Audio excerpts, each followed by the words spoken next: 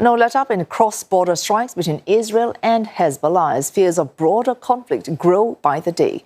The Israeli military announcing more extensive airstrikes in South Lebanon and the eastern Beqaa Valley after its forces intercepted a ballistic missile fired by Hezbollah towards Tel Aviv.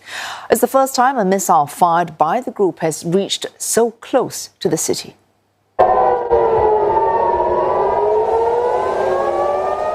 Residents woke to sirens blaring across Tel Aviv earlier this morning. There have been no immediate reports of injuries.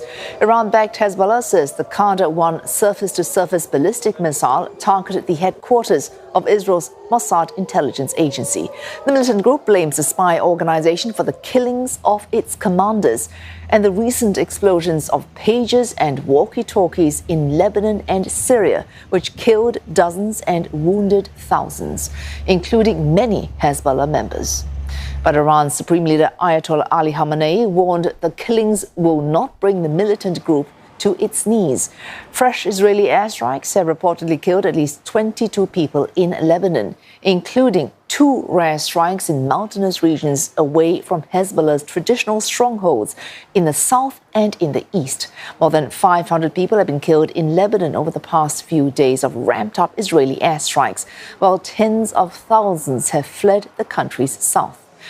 The UK and Russia have urged their citizens to evacuate from Lebanon as soon as possible, while Jordan, Egypt and Iraq have all slammed the latest strikes, blaming Israel for pushing the region towards, quote, an all-out war. And Sarah Coates joins us live from Tel Aviv with more. Sarah, the Israeli military has described Hezbollah's missile launch towards Tel Aviv, its spy agency, as, quote, unprecedented. What's the mood on the ground?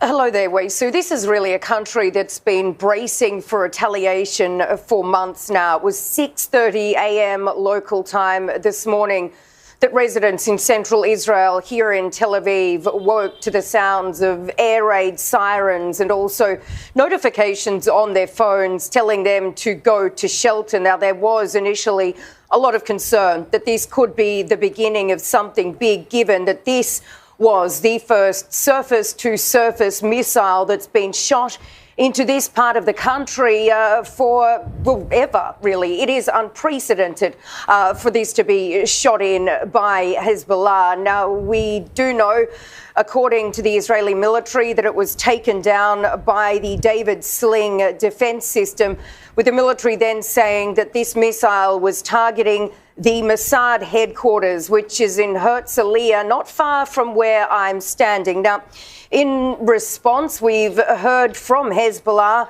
It says that this was retaliation for these pager and walkie-talkie attacks in Lebanon last week, while really Israel does continue to brace for further retaliation, while at the same time strikes are continuing in Lebanon. And we've just heard from the head of Israel's Northern Command. He came out to say, really hinting at the possibility of a ground operation. He says that the military must be prepared for a ground maneuver. And really, over the last few days, what's been seen in the north are a lot of drills and preparations for this.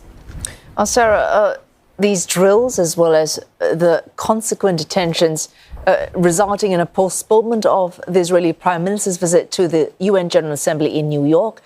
Could this trip not just be postponed, but be cancelled eventually?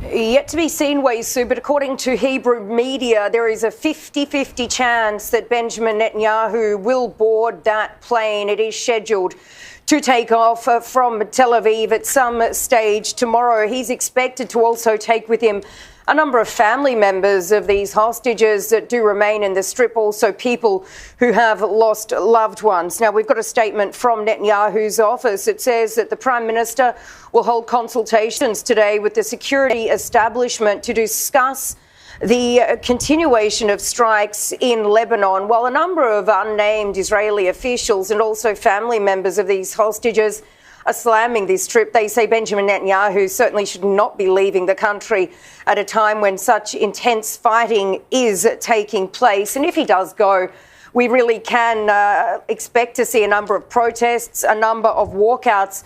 And if he does go once again, his speech is very likely to be focused on the threat of Iran in the region, really trying to rally support for Israel, as Benjamin Netanyahu will likely say Israel is fighting this war for the West on its behalf. Oh, thank you. Sarah Coates reporting live to us there from Tel Aviv.